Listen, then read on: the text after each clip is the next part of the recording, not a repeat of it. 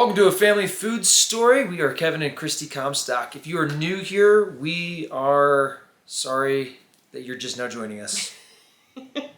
We owe everyone an apology for falling off the face of the earth, but we are okay. Better than okay. We're doing great. If you've followed our channel for a little while, you knew that Christy was pregnant for the last 6.5 months. And I've been a little bit longer than that. well, let's see, August for whatever, 7 months. So for the last couple weeks of Christy's pregnancy, we had some unexpected things come up and set some plans that we had back.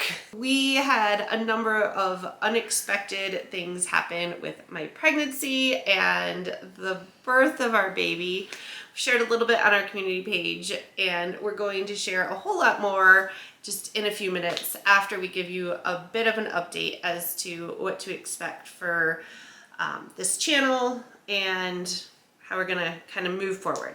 So we had some stuff that was filmed while she was pregnant, some backdated Azure hauls and another video, and then we have one coming up that we're gonna film in 2 days because that's when an order is coming in.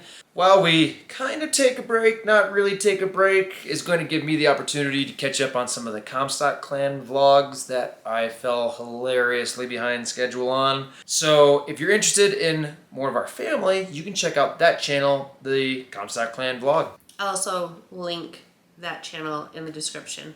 Now on to our exciting news. We had a baby, and it's strange because right now is the 27th of March, and the 27th of March is actually my 37-week date, which is supposed to be like normal, the earliest that I could have the baby. And here's the funny part. Today's weather, the pressure dropped and we had a big snowstorm. So it would have totally thrown me into labor. It would have totally, this could have definitely been the day that we had a baby. If you know anything about our family, you know that we've had losses after loss for a number of years. We have now 8 children, Earthside, and our first 7 were born in 10 years, and then we have a 4-year and 10-month gap between our youngest and the baby that just came. So this one's special. Let's back up just a little bit, because I want to just talk for a second about the end of my pregnancy that I didn't think was going to be the end of my pregnancy. Somewhere like around mid-February. Yeah. I went to my chiropractor, we switched some of my supplements, and within like 3 days after that, I hit this wall. It was awful. It was like the worst fatigue I've ever had in my entire life.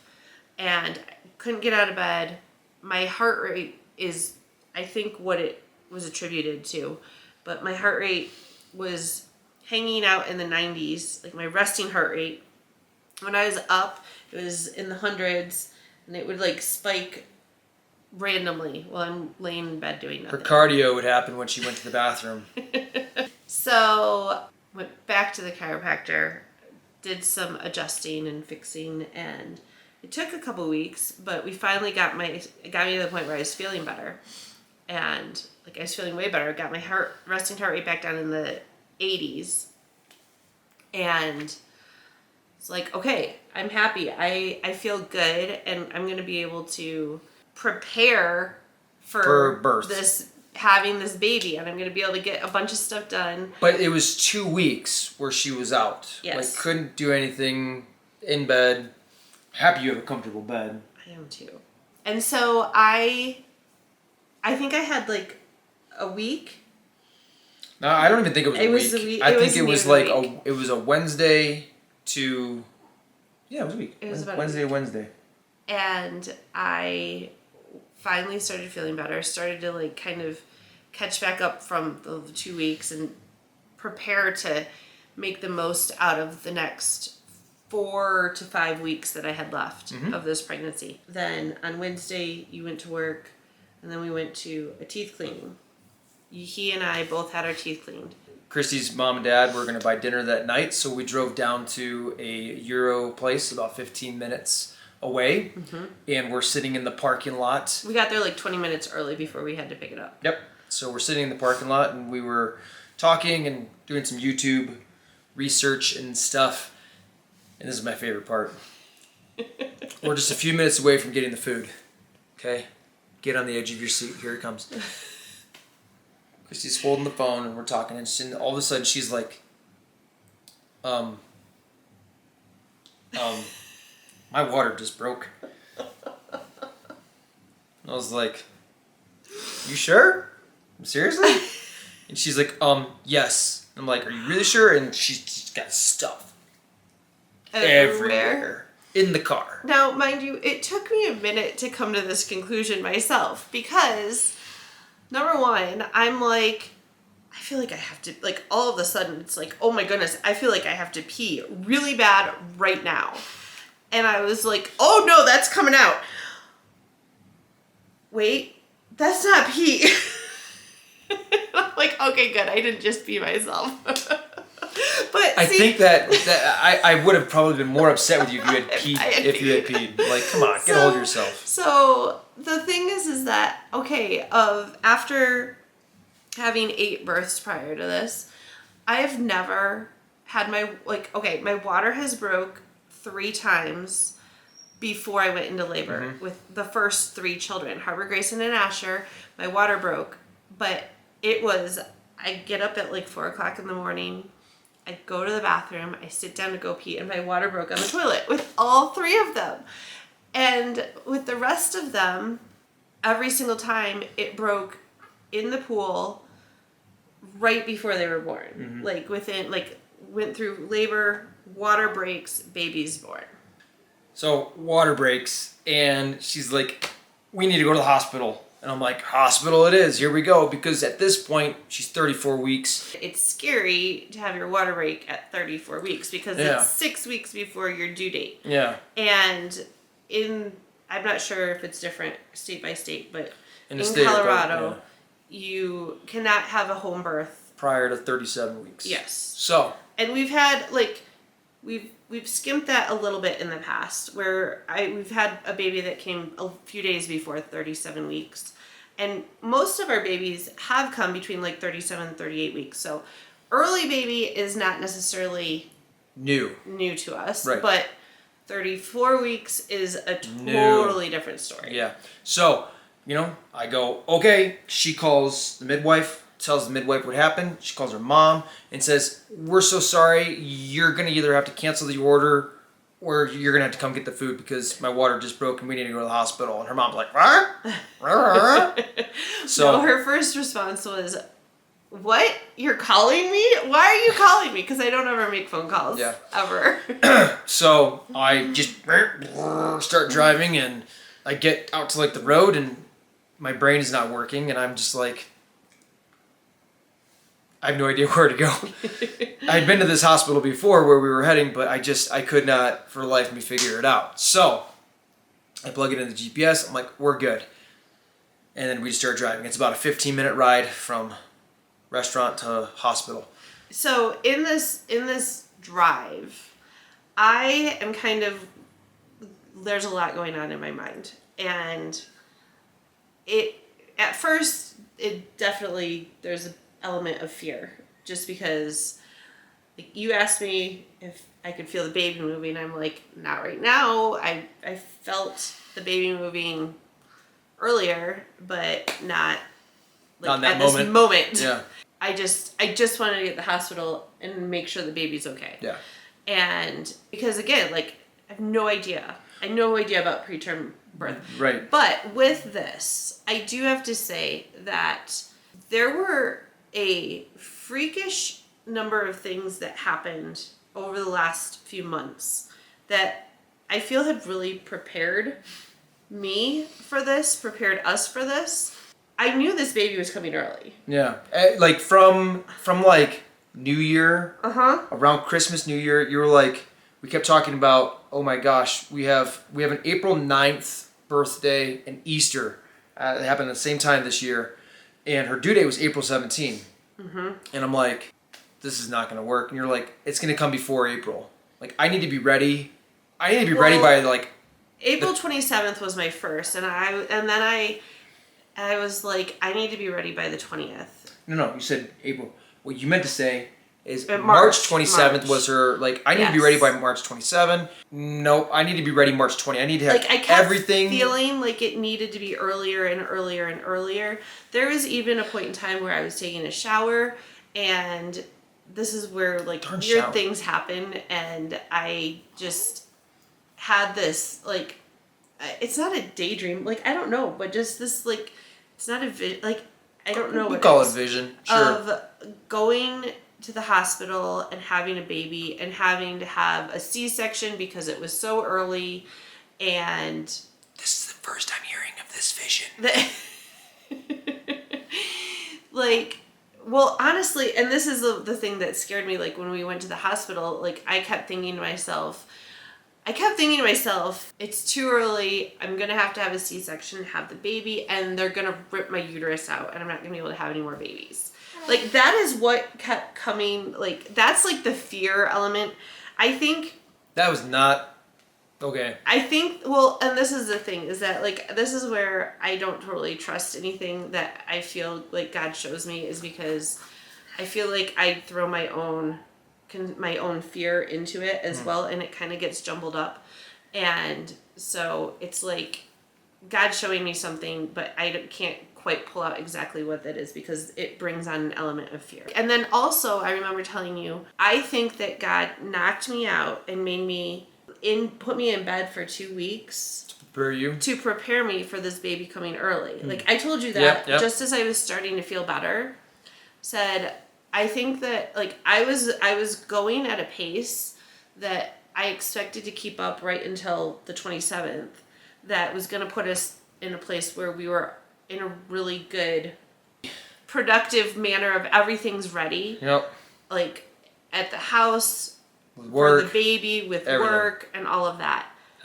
And I really think that God did. He knocked me off my feet so that I could get in a mindset where I was going to be okay. Yeah, lots of just weird preparation stuff. And I shared a lot of that with you. Like, maybe not the detail about, like, I didn't throw my fear stuff in there because I think that that's just silliness. Okay, so through all of this, I've got all of this running through my head. And I finally speak up and I say to you, you know, I feel like God prepared us for this. And I think that it's going to be okay. Outside of the shock and just total discombobulation that happens when you're totally just thrown off by something totally unexpected. I felt like there was like a deep element of peace that the baby was going to be fine. It was all going to be good. So, driving to the hospital, and at some point in time, I look over her and I go, we are the best people for this.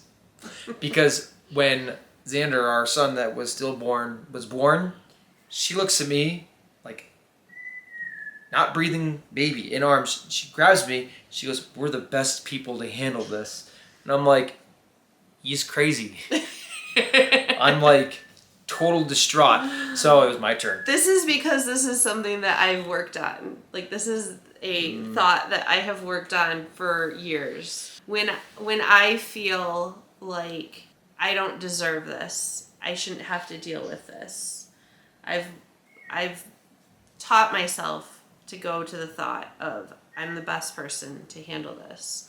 And I remember when Xander was born, our marriage was in a great place. We had a lot of support, love, everything. We had everything that we needed. And I just remember being grateful and being able to wholeheartedly say, we are the best people to be able to handle this. And so, yeah, he turned it around on me. So we're driving, like, I think we're both just praying like the same thing silently. And we go, and mind you, she still has stuff coming out. And we get to the emergency room, or like emergency department at the hospital. And you pull up and just park. I pull up and just park right there, and I get her out, and she's got like stuff. Well, because I'm like, are you gonna have to drop me off and go park the car and yada yada? And he's like, I'm just leaving it right here. I'm just leaving it because I had no idea what to expect. If I had known that I had hours to go, I would have said, yeah, you're fine. Oh, hold on. Okay, so we're parking the van, and I look up and you see like the big double doors, and there's a bunch of wheelchairs and stuff. And I tell Christy, I'm like, you need to get in a wheelchair. And she's like, I'm not doing it. And we go in, there's the guard there, and you see in the movies, these women that walk in and they're like, and I'm thinking this is like our only chance that we get to do this because we do home birth. First hospital birth ever. And I'm like I don't even know what to think or say, and he's just kind of thumbing through like a magazine or something, and he looks up and he's like, oh my goodness, labor and delivery that way, and Christy's like, thanks, splishy splash, walking down the aisle, and he's like, you need a wheelchair, and I'm like, you need a wheelchair. She's like, I'm not doing a wheelchair. I don't need no wheelchair. The guy's like, it's a long walk. She's like, okay, I'll take the wheelchair. And I'm like, I've been married to you for like 18 years. You've known this guy for 18 seconds. And you listened, whatever. Anyway, I popped Christy in the chair and down the long, it's like 100-yard walk. It was a long. I think it was a walk and an elevator. Elevator, walk, hallway to the room. It was a long. You knew exactly where we were because there was a trail of amniotic fluid. Yeah. So we get up to the delivery wing, if you will, and like the emergency part of it, and we check in. Christy's like going into shock / cold, and she's like shivering like crazy. I take my jacket off, I wrap it around her, and I'm like, it's okay, like heat up kind of thing. Anyway, I remember we got into the room and they're like, before, like we got in the room and they're like, you might want to put this gown on, and I'm like, absolutely not a problem. Throw all my clothes off. Get them in a bag. I'm like, I don't even care at this point. So we get the thing, the monitors all hooked up to her, and they got baby heartbeat, they got contractions. Christy's good. She's like, check, my baby's alive. I'm like, all right, she's good. Doc comes in, they do an ultrasound, they check baby, and heads down, baby's in good condition, and he starts talking about the amniotic fluid and its darkness and the concerns that he has. And so the darkness was because there was meconium, which it can be a concern. And then yes, I had no idea what the outcome was at 34 weeks, what I was gonna be able to do. And so the first thing I asked was, can I deliver the baby naturally? He said yes. And I said, awesome. Like that made my day. Go on to talk about like some of the other logistics, being that my water had broke, and he basically was just like, you're at 34 weeks, and sometimes like you're at kind of the point where we will want you to just have the baby as opposed to try and keep the baby inside, because if it was a certain amount earlier, I guess apparently they will try and give you drugs to slow down labor and keep the baby growing inside, and you just be in the hospital for however long, waiting for the baby to develop a little bit more. And then the other option was, basically like to induce labor, but he said, he's like, I'll give you 24 hours. It's like, I'll give you 24 hours to go into labor by yourself. And I'm like, okay. I kind of just was like, I'm sure that my body can figure it out. Yeah. So at that point, everybody's kind of calmed down, and we go over to the delivery room. A few minutes later, our midwife shows up, which was kind of exciting, and have her there acting as our doula. Because you know what the best thing was? Is that, so this was March. This was March 8th. And it was March 1st that the hospital had lifted the mask requirements. Yeah. And so there were no masks at the hospital, and I was thrilled. Like, that was wonderful. When Robin showed up, they put an IV, they put a line in my arm. There was nothing going into it. Got it. Not yet. So we end up getting transferred down to labor and delivery. The labor and delivery wing or room. And the OB comes back in. They start talking to us about antibiotics and steroids and Fruit Loops, all sorts of interesting things. And so we don't do the Group B strep test. And with some of the factors, a lot of doctors would probably have pushed the antibiotics. And thankfully, the doctor that we had that was on call at the hospital, he didn't, which was wonderful. He was really supportive of a lot of our choices, which was nice. And the one thing that he did suggest was that we did do a steroid of some sort that is supposed to help the baby's lungs develop when they're that young. It's supposed to be done, I think, once and then 24 hours later. And I think it's 12 hours later. Maybe 12 hours later. And so we had a feeling that at the point in time that they did the first shot that we weren't going to get to the second one, but that just in case. So we did that. We did do the steroids. And I think yes, it was in my butt. And I think that was it. Like that was kind of the extent of we talked about all of our choices. Like we talked about the delayed cord clamping. They would only do a minute, but we were like we'd take a minute over. We usually keep the placenta attached for a while. Yeah. Till it stops anything pulsating, I think is what. Yeah. Well, we usually do a while after that even. But anyway, I signed a release form to keep the placenta so that we could get it back, so that Harbor could dehydrate it and we could encapsulate it. Yeah.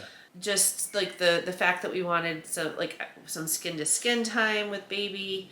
Because the reason why we were asking these questions is because they mentioned 34-week baby needing to go to NICU, and that happens very quick. Like birth, crib, NICU. We're like, yeah, we want a little bit of time before that transition happens. This is all very new to us, hospital birth, but in an emergency situation. So we get all the questions that we think we need answered. Well, and it was at that point that the doctor asked, he's like, do you want me to send a NICU doctor over to answer some more of your questions? Because there were some things that he just couldn't answer. Right. The NICU doctor comes down and we talked to her for a while. Wow, yeah, like at least a half hour. I know I asked a lot of questions, and I know that I did not listen to the majority of the answers that she had. Well, the problem with most of the answers was depends on baby. Depends on baby. Well, and every time that she would go into describing a worst case scenario, I just kind of I totally tuned it out, and I'm like, this isn't going to be a problem.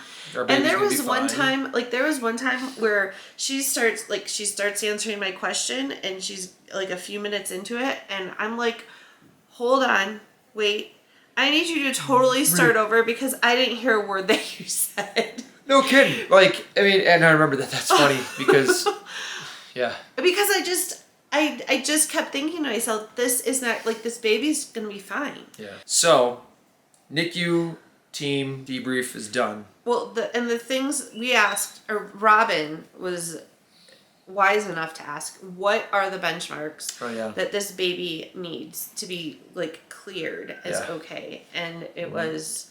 Number 1, had to breathe on his own, had to be able to maintain body temperature, and eat. Yeah, and that was it. That was it. And we're like, all right, that seems easy enough. It's not like it's got to walk. Okay. So anyway, NICU team, come and go. At this point in time, it's 10 o'clock at night. To give you kind of a, so we're at the Euro joint, 6 p.m. Water break, hospital, delivery room, whole shebang. My mom came. NICU team, yep, your mom came. She brought us dinner, which you didn't eat, I ate. Yep. So it's 10 o'clock. And I go, we need to get some sleep. You need to get some rest. Yep. I'm going to go to bed. You're going to go to bed. Great. So I curled up on the little couch. And I fell asleep 80% of the way. And you didn't sleep at all. Mm-mm. I think I slept I think that there was one stent that was maybe just under, no, I think it was just under an hour. And there was a contraction that woke me up. And what actually woke me up was not the contraction, but I was just laying there listening to her heartbeat the whole time. Beep. And Beep. it's not that slow.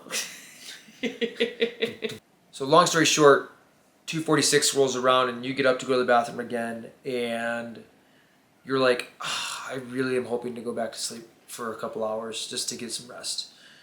I'm like, I'll have this baby. I'll start pushing this baby out at like 4 after I get a little bit more rest. Christy's like laying down, getting comfortable. Well, no, okay, so that's where, oh, I know. I went to the bath. No. The nurse came in. The nurse came in, and I was asking her about the drop in heart rate. And the contraction monitor thing wasn't really working, and so she sat there for like a half hour. Like, it took her 3 or 4 contractions. I was still like trying to get the contraction thing to work, and she had to put like I don't even know what it was, like something on it to make it work, because she wanted to be able to align the baby's change in heart rate with the contraction to be able to see what the issue was. And that's where she was like, this is not exactly ideal. We'd like to see it do this, and it's doing this. And we'd like to give you some IV fluids in order to try and like level this out. I was like, okay, well, what else is it going to do? And she said, well, the IV fluids can also slow down labor. And I'm like, sweet, there's my couple hours that I want to sleep. So I'm like, all right, before you hook up the IV, let me get up and go pee. And then I will come back and we'll do it. So by this time, it's like 3:30. Yep. Get up, I go pee, I come back. You have a contraction. I have a contraction. But you have a contraction that you have to like... I finally started feeling it, yeah. And like you're breathing through that, and I look over at our midwife and I'm like... at this point in time, I texted her mom and I'm like, hey, I think they're starting to look like they're moving along. And this was before this contraction had hit. And this contraction hit, and I called her. And she's like, I had just fallen asleep. I go, listen, she's in labor. She if you want to see this thing come out, you better giddy up. So they give me the IV, I think right after that contraction. And I think I had like 2 more contractions, and the nurse had left, and I was just like, I need to start, like, my body is wanting to push. And so I hit the call button. Oh, that's right. Called in the nurse, and you're like, all of a sudden, like, the nurse comes in, and then next thing you know, this room is filled with people. I think I counted 11 people. It was like the next contraction, they're like, can you breathe through this? And I'm like, easier said than done. Sure. Well, and I'm just like, I mean, you do, like, you breathe through it, but you can't stop your body from pushing when it's doing so involuntarily. So the OB comes in. Yep. And apparently they took apart the bed. They did well, you're on your side. I was on my side. And it was 3:54, and you're like, I feel like I want to lift my leg. Well, I wanted to stay on my side. I did not want to go on my back because I wanted to be in a pool, which that wasn't going to happen. But I did not want, like, being on my back sounded like the most uncomfortable thing ever. And they made me go on my back, and I only remember pushing once on my back. You guys seem to think that there were 2 contractions on my back. So at 3:54, I'm talking to the NICU team. I have a picture of you on your side. Mm-hmm. And then at 3:58, you're on your back, and out comes baby. Almost dropped. Almost like the doc. The OB. So Chris gets on her back. They get the things up, the little step stools. They're called stirrups. That thing. And Doc is like, whoa, and it's like, she got a baby, and baby comes out, baby comes up. They put baby on Christy, and one of the first things you get to do, you're like, it's a girl. Dun, da, da, da, da. And here we have a little Miss Jolene.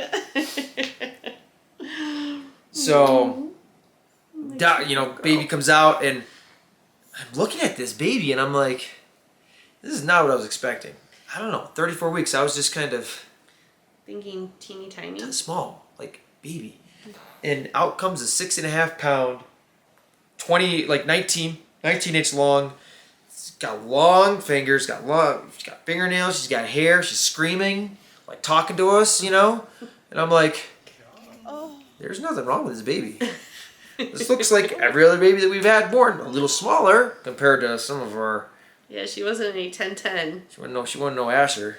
And, they're like, all right, we need to cut the cord. And we're like, hold on a second, and it's like amazing how fast they come in and there's like, and it's so much different than what you do at home. I mean, at home, everybody's quiet. Everybody's still. Everybody's just watching. Gentle and peaceful. Very gentle. And I mean, they're like rubbing on her and like cleaning her up and they're suctioning stuff out of her. And I'm like, okay, all right, I'll just go along with this because I don't know. I'm first time dad. So baby comes out, we get everything. We're like, this baby's fine. I got to hold her for. I'd say maybe like 15 minutes, maybe. I have no idea. I have no idea how long it was because it wasn't long enough. Yeah. Whatever it was. Well, I know it was longer than what they told me that I would be able to. Yeah, they were ridiculous. They were like 2 minutes. Well, they mentioned that the NICU team was going to be there waiting and that they couldn't just hang out for like an hour.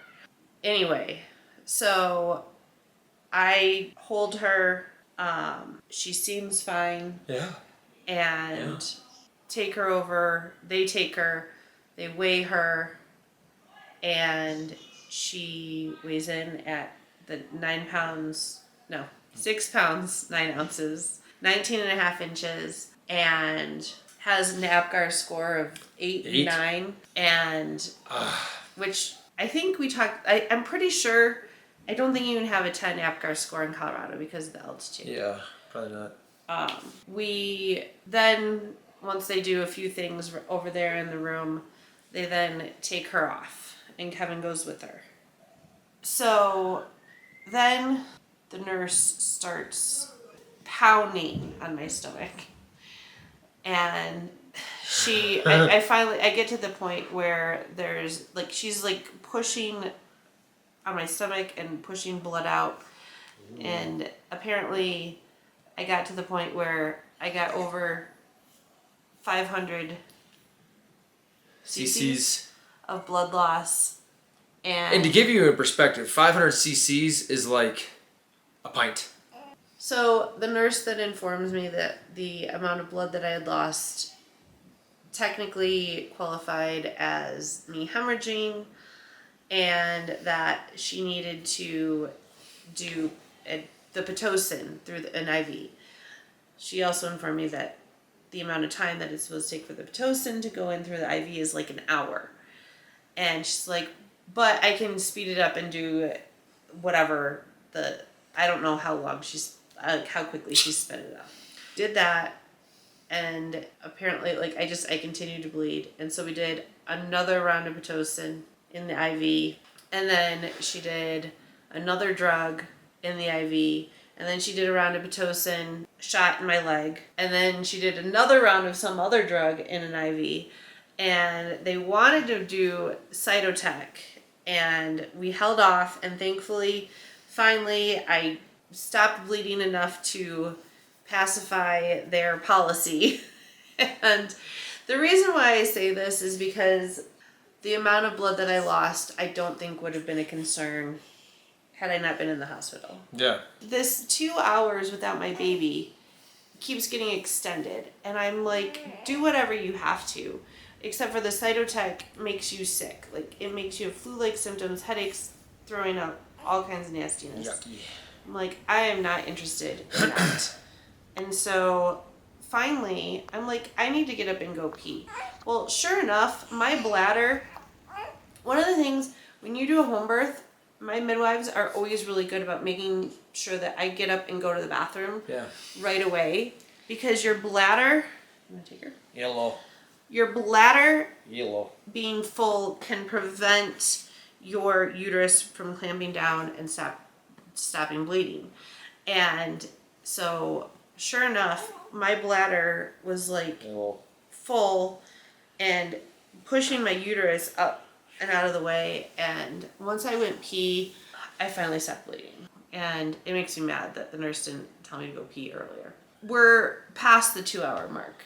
Yeah. And I'm mad because I don't have my baby. Yeah. Then I find out that as I had mentioned, I expected that once I was done there, I was going to be taken over to the children's hospital, to the NICU, to be with her. And they then informed me that no, actually, I have to get transferred down to the mom and baby ward. One of the nurses, like the nurses down there, are going to be in charge of me, and that I'm technically staying there and that I can physically go visit back and forth to the NICU. Well, I almost promised that is not what was communicated the night before. And if it was communicated very poorly. And so I just about lost it because I was then informed that, okay, so we're past the 2-hour mark and I'm not going to go straight to the NICU and I have to go down there. And then I have to wait for the nurse to come and then I have to wait for them to do rounds. And I'm just like, I'm leaving. I'm going to go see my baby. She needs to nurse. It's been over 2 hours. This is not right. And eventually I don't know. I think that they just let me go. Yeah. My midwife left. My mom left like as I was leaving because they couldn't go over because it wasn't visiting hours yet. The second that I got somebody to take me over there, they both left. But I go over there with this understanding that apparently I have to go back to get checked on every 4 hours. And I'm thinking like every 4 hours throughout the day. And it's not just like every 4 hours. It's every 4 hours and then be there. So I'm going to be able to go see my baby for like 2 to 3 hours at a time and then be doing this back and forth. And it just about ruined me because we're really big on the importance of postpartum recovery. And that is not postpartum recovery at all. And so at that point, I was just like, just get me over there. I don't care, whatever. So they take me over. I finally get to the NICU, and I think we're going to come back in another video to talk about our NICU experience because I need to lay down with my baby, and it's going to take a little bit of I don't know. It was quite the story that we need to share, and I don't want to cut that too short. You will be back. There she is. Sweet little girl. Where's Jolene?